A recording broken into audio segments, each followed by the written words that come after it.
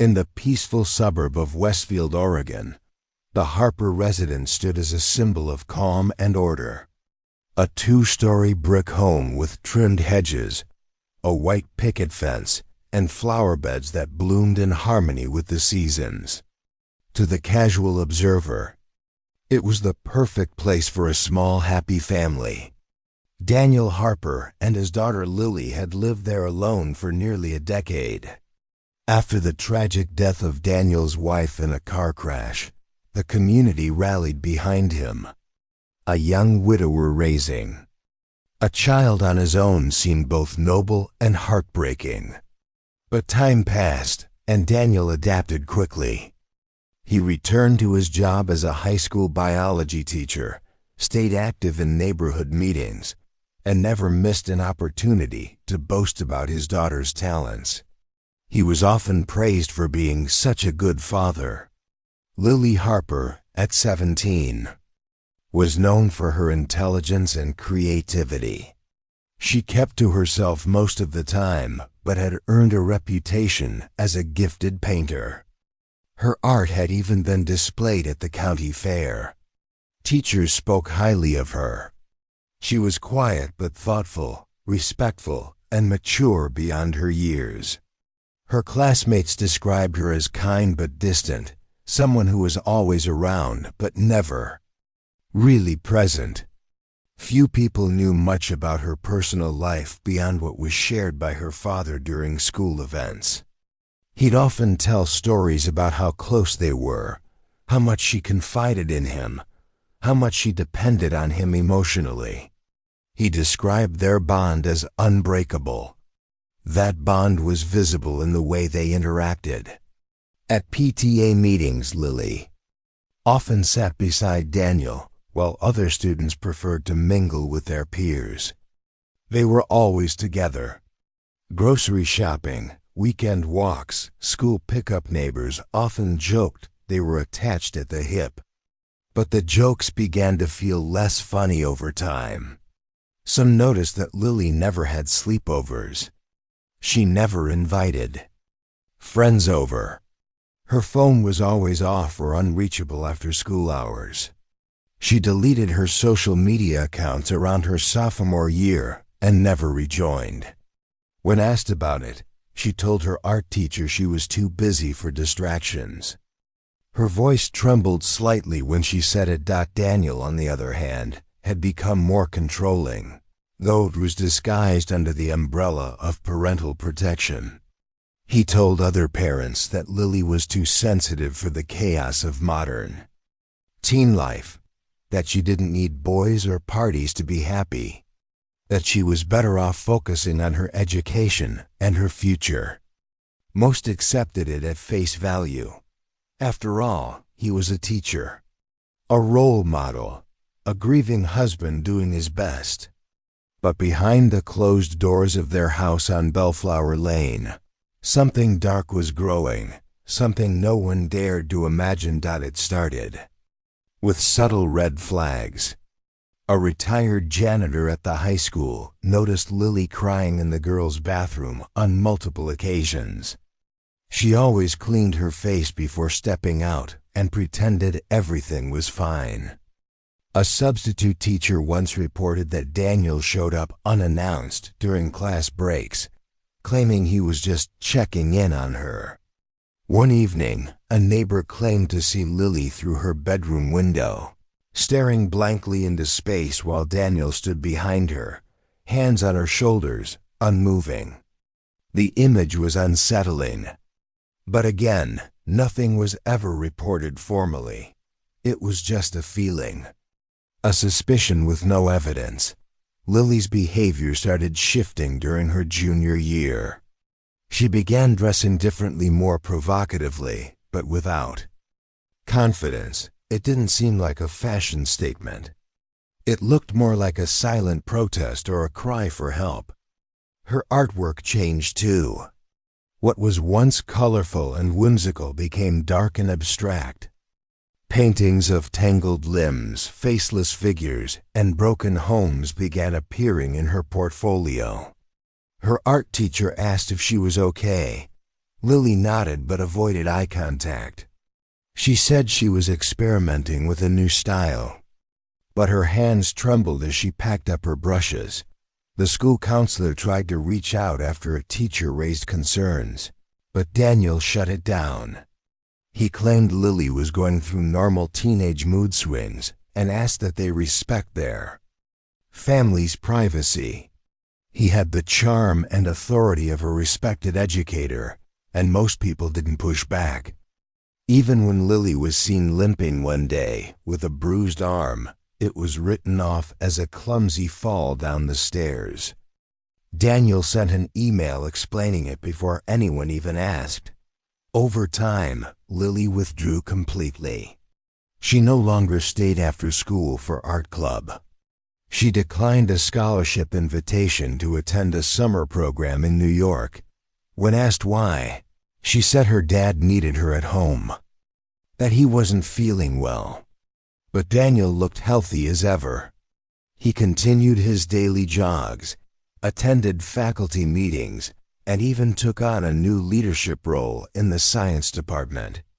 His presence was polished and professional. His life, on paper, was spotless. The whispers in town started growing louder. A few brave souls tried to intervene subtly.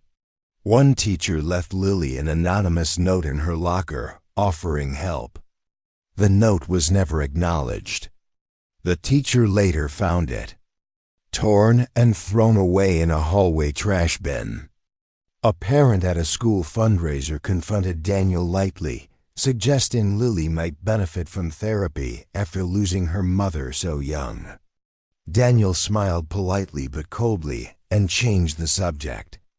The message was clear: stay out of their business. Everything about their relationship seemed too intense, too codependent. And yet, no one could name the exact problem. There were no public fights, no police calls, no physical signs of overt abuse that anyone could document, just shadows, just impressions. But the truth was hiding in plain sight, buried beneath smiles, good grades, and rehearsed conversations. Then came the night when the camera changed everything. A well-meaning neighbor, Mrs. Callahan, had installed a motion-detecting security camera to deter animals from her backyard. One evening, while checking the footage, she noticed movement coming from the Harper property. It was late around 2 in the morning. She watched the grainy video, expecting a raccoon or stray cat, but what she saw made her heart stop. Lily, barefoot and barely dressed, walked out of the house and made her way toward the backyard shed. Moments later, Daniel followed, shirtless, his steps quiet and calculated. Mrs. Callahan didn't sleep that night. She watched the clip over and over, convincing herself it was a misunderstanding, that it wasn't what it looked like. But the pit in her stomach only grew. By sunrise, she made a decision. She copied the footage onto a USB drive and sent it anonymously to the local police department, not knowing that this single act would unravel the dark secret hiding behind the perfect family illusion. The anonymous footage delivered to the Westfield Police Department landed in the inbox of Detective Kara Mullins, a veteran investigator known for her quiet persistence. At first, the grainy black and white images were puzzling. There were no clear crimes visible, no explicit actions captured, but there was something deeply unsettling about the body language. The timestamp indicated the footage was taken in the dead of night. Lily Harper, clearly underdressed, walked barefoot through her backyard with slow, hesitant steps. Her head was down, shoulders hunched. Moments later, Daniel followed. He moved with a calm, confident demeanor, his gaze fixed on the direction Lily had gone. The scene was brief but haunting. Detective Mullins didn't waste time. She contacted her supervisor, filed a report, and organized a welfare check. Officially, the visit would be classified as a follow-up to a neighborhood safety concern. Unofficially, she wanted to get eyes inside that house. The Harper home, as expected, appeared. Pristine. Freshly mowed lawn, clean windows, and the faint scent of vanilla wafting from inside as Daniel opened the door. He greeted the officers with a smile, expressed surprise at their visit, and invited them in with practiced charm. Lily appeared a few minutes later, wearing a long-sleeved sweater despite the warm temperature. Her face was pale, and her hands fidgeted nervously with the edge of her sleeve. Daniel never left her side during the visit. He answered most of the questions, deflecting gently whenever Lily was addressed directly. When asked about her well-being, Lily nodded silently. Her lips moved to say, "I'm fine," but her voice was barely audible. After 15 minutes of polite conversation and no overt signs of criminal behavior, the officers left. They had no legal basis to intervene further. But Detective Mullins felt a chill she couldn't shake. Later that week, something unexpected happened.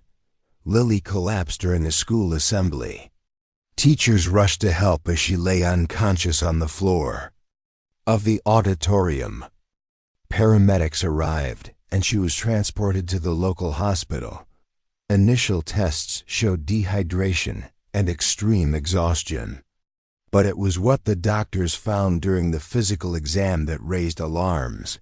Faint scars on her back, small bruises along her ribs, cuts on her inner arms that seemed deliberately hidden. The hospital contacted Child Protective Services. Due to the nature of her injuries and her previous emotional concerns, Lily was placed in temporary foster care pending an investigation.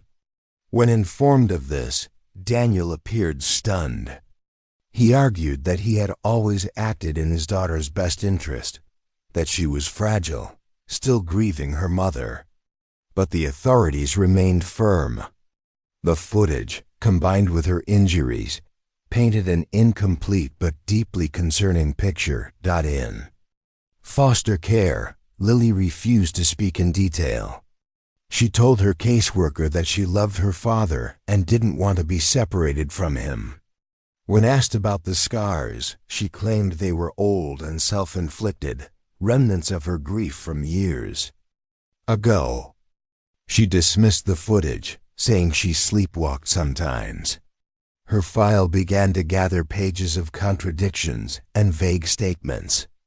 Psychological evaluations noted signs of dissociation and long-term emotional suppression, but nothing concrete.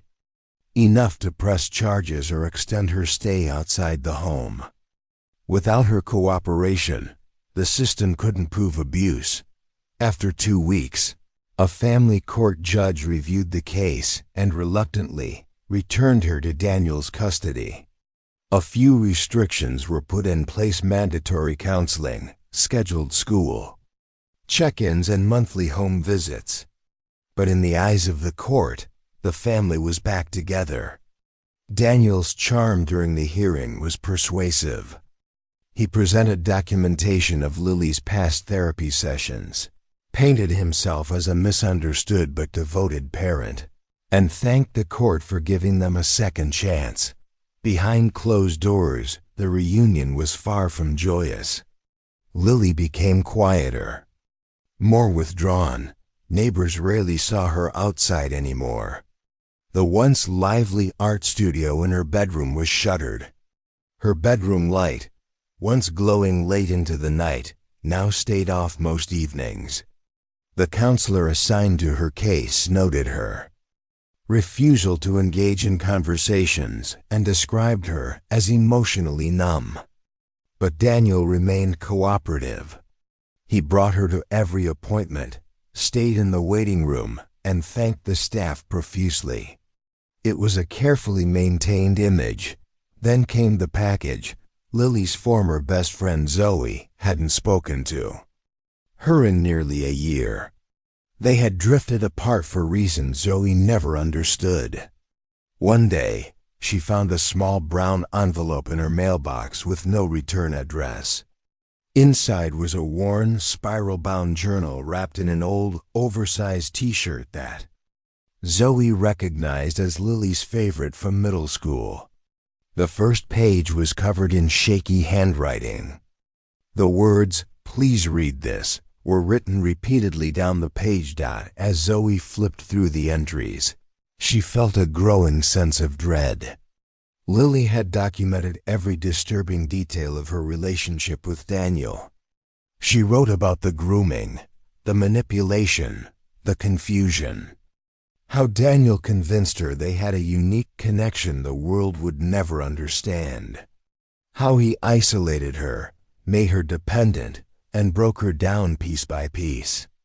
There were passages where she expressed love for him, followed by entries filled with shame and anger. She wrote about the fear of being discovered, the fear of losing him, and the fear of never escaping.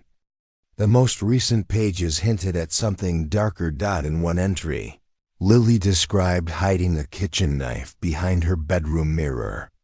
Another page was scribbled with thoughts of revenge, freedom, and the phrase, "He can't control me forever."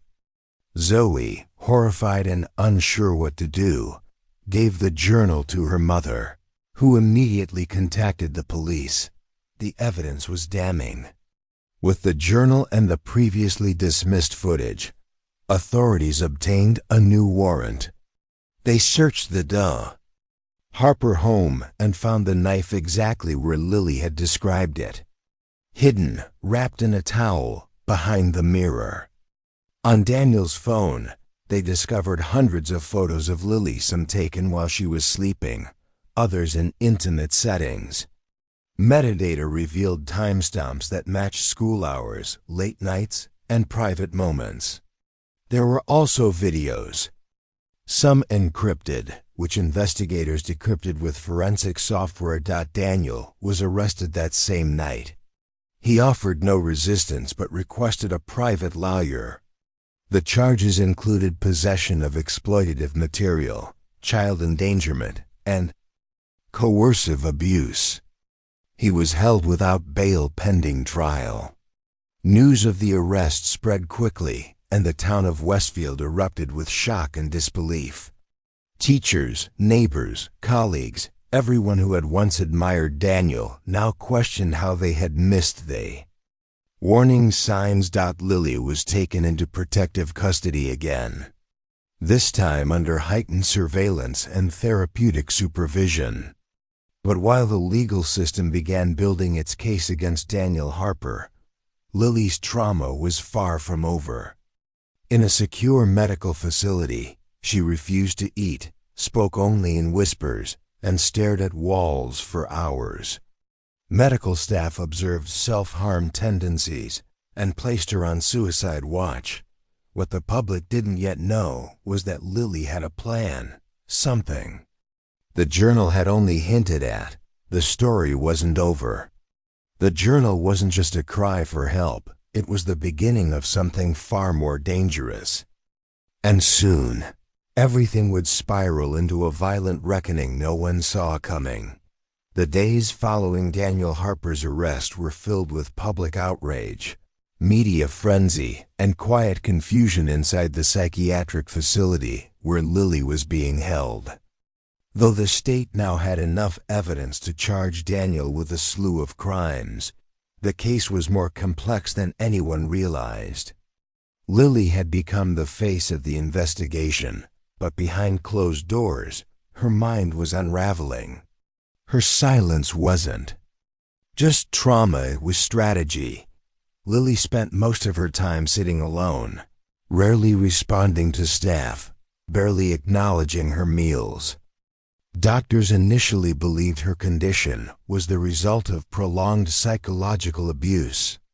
She'd grown up in isolation, under intense emotional manipulation, and likely suffered from dissociation and identity confusion. But none of the assessments fully captured the storm brewing beneath the surface. Something inside her had changed. She was no longer just a victim. One morning, the facility staff found something unusual. During a routine check, an orderly noticed a small tear along the seam of Lily's mattress.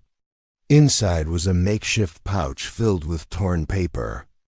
Pages from an old Bible had been used to write detailed escape plans routes, guard schedules, blind spots in the security cameras. The handwriting was neat and methodical. Her bed was immediately searched, her room stripped of any materials she could use again. The notes were turned over to the police. When questioned, Lily claimed not to know how they got there. She said it must have been a mistake, or perhaps someone was trying to set her up. But even the most empathetic staff member couldn't believe her. The facility increased her supervision. She was no longer allowed pencils. Her art therapy was suspended. But none of it stopped what was coming. 4 days later, Lily vanished. Her room was found empty just after the 3 a.m. bed check. The window, which was supposed to be locked at night, was slightly ajar. A broken toothbrush, sharpened to a point, was discovered hidden inside the toilet tank. A nurse's stolen ID badge was found tucked beneath the mattress of an empty bed in the adjoining room. The security footage showed a figure in hospital scrubs, face obscured by a medical mask, slipping quietly through a side door. It wasn't until the 6 a.m. shift change that staff realized she was gone. A search began immediately. Police alerted the public, issued a missing person alert, and expanded their efforts to neighboring counties. But they underestimated her. Lily wasn't wandering or hiding. She had a destination. One she had memorized in detail. One she had written about in the final pages of her journal. That the police had missed: the cabin. Daniel Harper had been released on bail just days before. Her escape granted permission to stay at his brother's remote cabin 20 miles outside of town.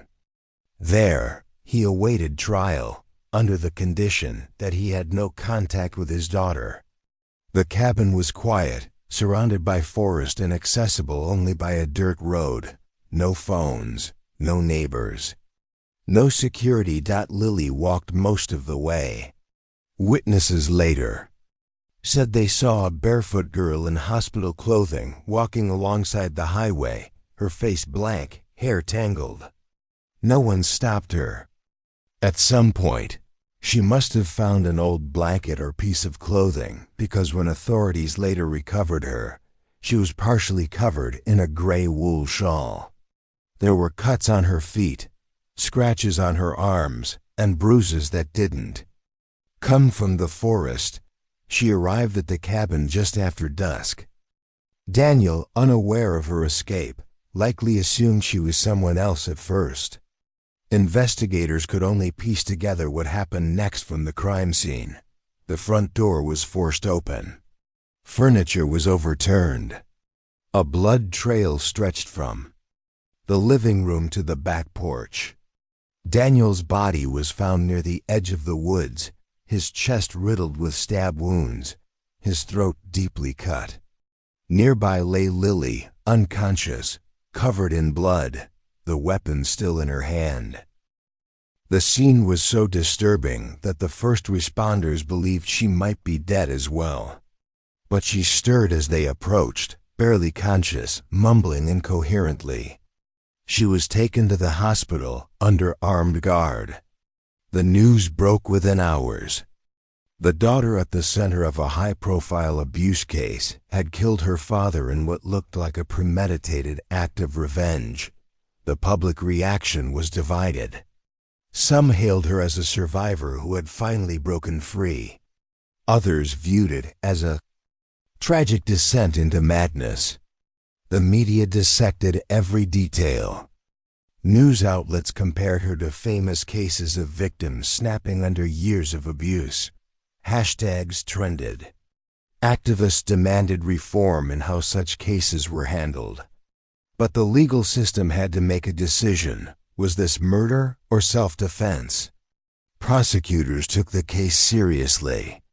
They gathered forensic evidence from the cabin, studied Lily's journal again, and interviewed every doctor, counselor, and teacher who had interacted with her. The murder weapon matched the knife she had hidden behind her mirror, confirming she had planned the attack before Daniel's arrest. Surveillance footage showed that she had scouted the facility's layout for weeks. This wasn't a moment of panic, it was deliberate. Still, her defense attorneys argued that Lily's mental state made her incapable of understanding her actions. Years of psychological grooming, isolation, and emotional control had driven her to a breaking point. Experts testified about coercive control, trauma bonding, and the devastating effects of long-term abuse. They described her as a prisoner in her own home, unable to escape through any legal means. Her journal, while filled with disturbing fantasies, also documented years of desperate pleas for help. During the trial, Lily sat expressionless, never once speaking. She showed no emotion when photos of Daniel's body were presented.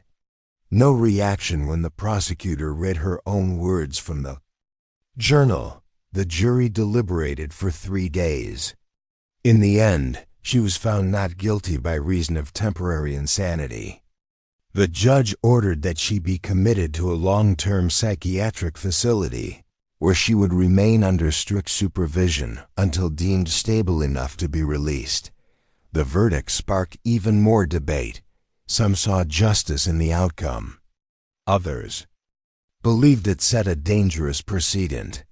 But Lily never saw the outside world again. Over time, her name faded from headlines. The Harper home was sold quietly, the neighborhood returned to its quiet rhythm, and the town of Westfield tried to forget the nightmare that had unfolded among them. But in the quiet corners of the facility where Lily now lived, staff sometimes reported unusual behavior. She still never spoke. She rarely blinked. And sometimes in the dead of night, she would stare at the wall and smile softly, like someone remembering a secret no one else could understand. Inside the sterile walls of the psychiatric hospital where Lily Harper now lived, life moved in slow, controlled patterns.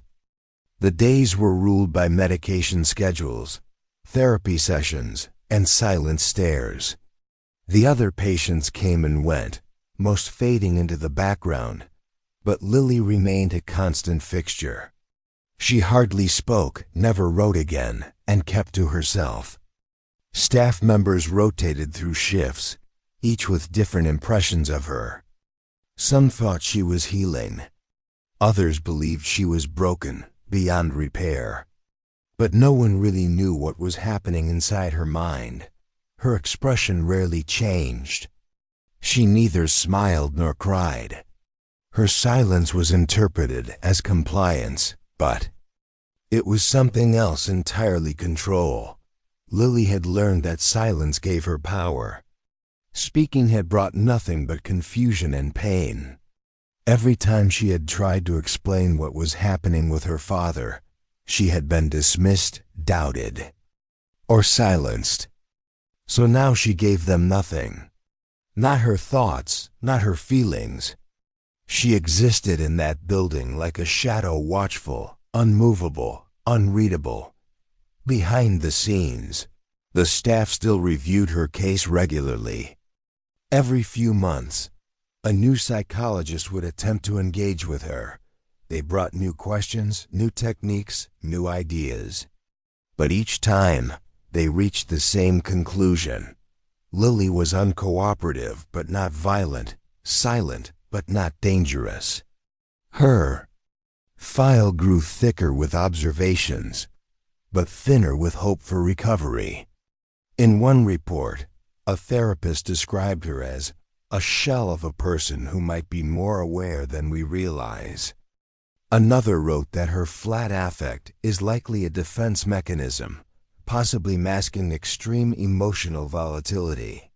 Still, without any signs of aggression or deterioration, the facility settled into routine with her. She wasn't getting better, but she wasn't getting worse. And that, for them, was enough. Outside the facility, the world had largely moved on. The media had turned its attention to other tragedies. The Harper case became a cautionary tale in law school textbooks and advocacy workshops. But for those who had been directly involved, teachers, neighbors, hospital staff, the memory still lingered like a bad dream. Many wrestled with guilt. Some wondered if they should have acted sooner. A few left town entirely, haunted by what they had missed. Zoe, Lily's former best friend, tried to visit once. She felt responsible for turning in the journal, even though it likely saved Lily's life. But when she arrived at the hospital and asked to see her, Lily refused. The nurse returned to the waiting room with a simple message: "She doesn't want visitors." Zoe stood in silence for a long moment before leaving. She never came back. Back in the facility, Lily's days became indistinguishable from one another. She followed instructions, took her medication, and kept her head down. But even though she appeared dormant, she was constantly thinking. Not about her father, not about the trial, but about what came next. She had killed Daniel, yes, but in her mind, that wasn't the end. It was a beginning, a reset. She had removed the source of her captivity, but not the damage he'd done. That damage lived inside her now, growing in silence. She began developing routines that made staff uneasy. Every morning at 6 a.m., she sat cross-legged in the corner of her room facing the wall. She stayed there for exactly 1 hour. Then she'd rise and make her bed, even though it was made already. She ate the same way every day, methodically. In the same order: bread, protein, fruit, water. When one of the nurses casually asked her why she did things so precisely, she didn't respond. But the patterns continued, week after week. One evening, a new nurse assigned to the night shift noticed something strange. While making rounds at 2 a.m., he passed by Lily's room and saw her standing perfectly still in the middle of the floor. Her eyes were open, but she wasn't moving. The nurse knocked, then entered. She didn't flinch. He asked if she was okay, but she said nothing. After a long pause, she slowly turned her head and lay back down on her bed. The nurse noted the incident, but no action was taken. She hadn't violated any rules, and patients with trauma sometimes exhibited sleep disturbances. Still, he said later, the image of her standing in silence, motionless, had left him unsettled. For days, months turned into a year. On the anniversary of Daniel's death, Lily was assigned to meet with a new specialist brought in by the state, Dr. Asha Bhatt, a forensic psychiatrist with a reputation for breaking through to difficult. Patients had reviewed Lily's file in detail before the visit. She entered the session expecting resistance, but hoped for some spark of humanity. Instead, she found a girl who seemed completely detached from her own story. Dr. Bhatt spoke for 30 minutes, asking questions, offering reflections, referencing Lily's past artwork and journal entries. Lily listened quietly, her hands folded on her lap. Finally, near the end of the session, Dr. Bhatt asked, "Do you believe what you did was justice?" For the first time in over a year, Lily moved her eyes to meet someone else's. Her gaze was sharp, awake, calculating. Then, in a voice barely louder than a whisper, she said, "I ended what he started." It was the only sentence she spoke during the entire session. Dr. Bat wrote a detailed report afterward. She described Lily as lucid, fully aware, and possessing a remarkable degree of psychological clarity despite her silence. But she also noted a concerning detail, that Lily showed no remorse.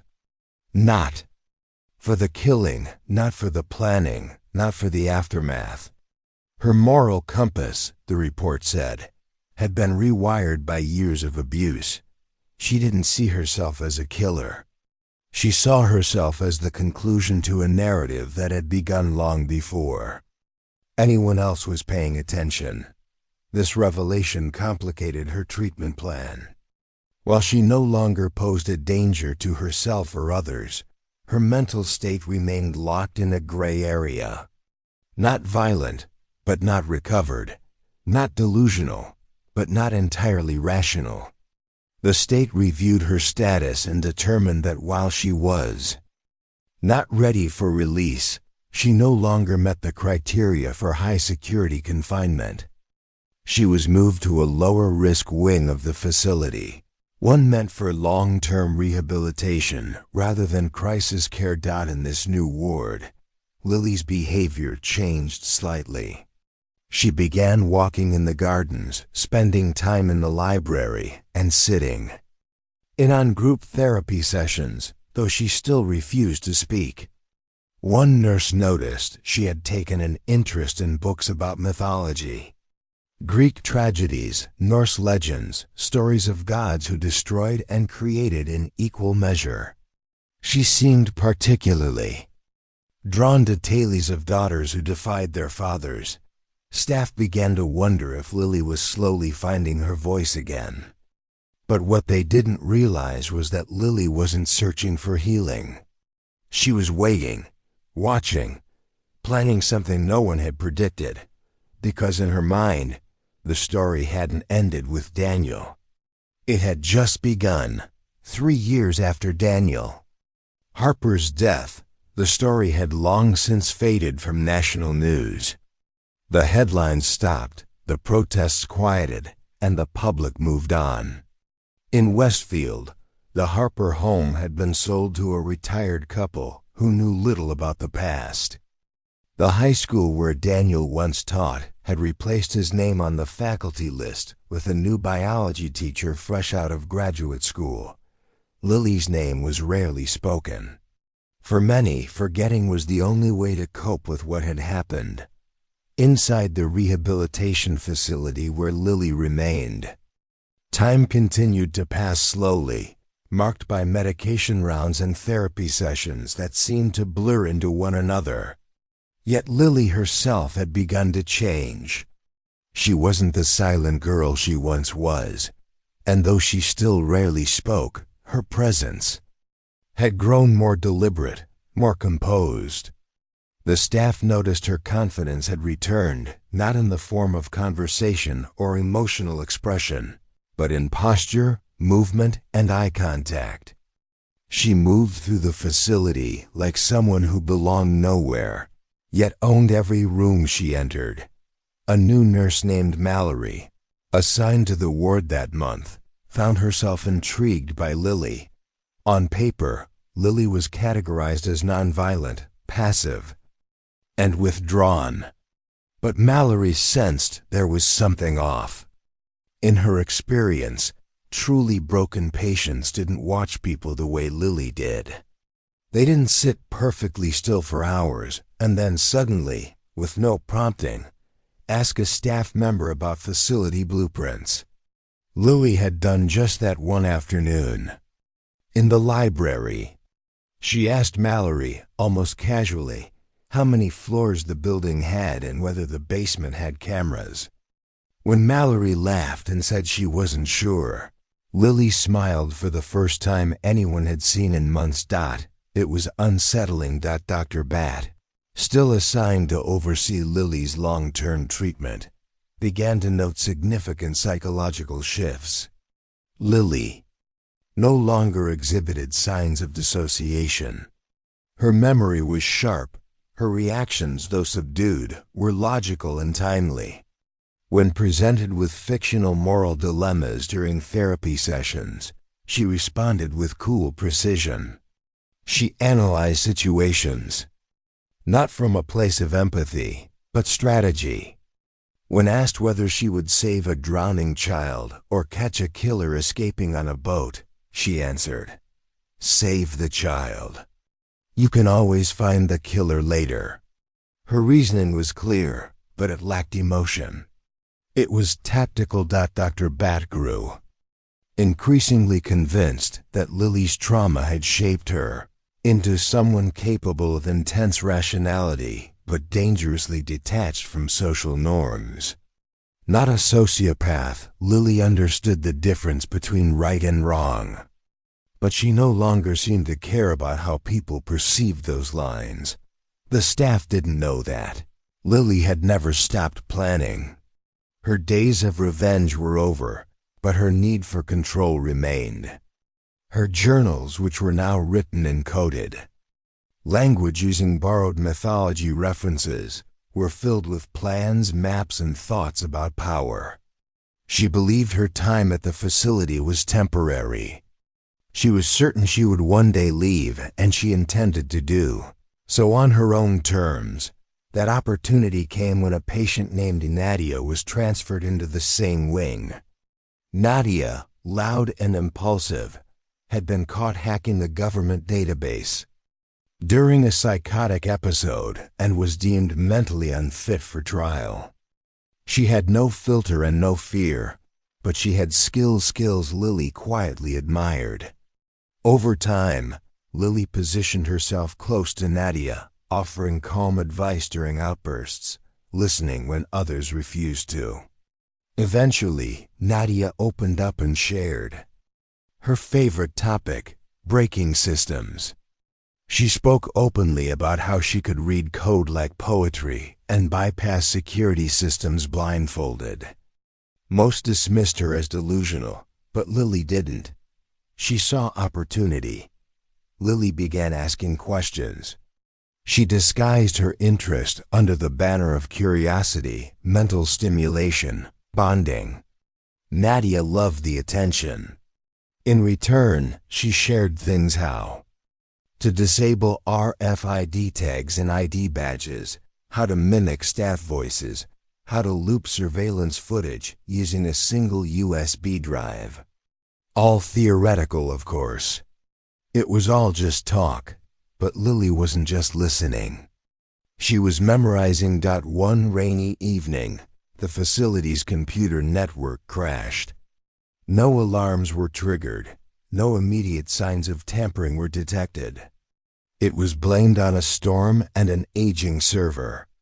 But during that same hour, a nurse's ID card went missing. And the following morning, a small maintenance closet on the first floor was discovered unlocked, with a faint imprint of muddy footprints leading toward the service exit. The security review began immediately. By the time anyone realized Lily was missing, she was already hours away. She had changed clothes, altered her appearance, and left no note. She hadn't taken anything, just herself and a blank notebook. The facility reported the escape, but there were no leads.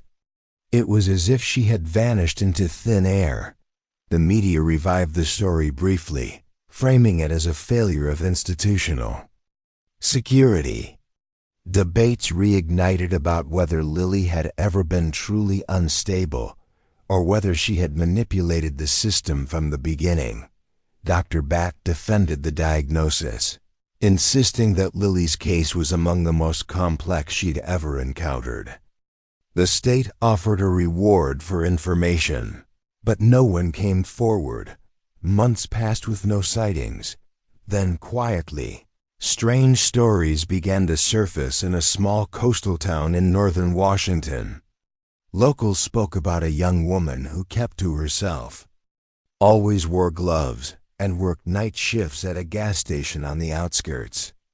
She paid in cash, used no ID, and never answered personal questions.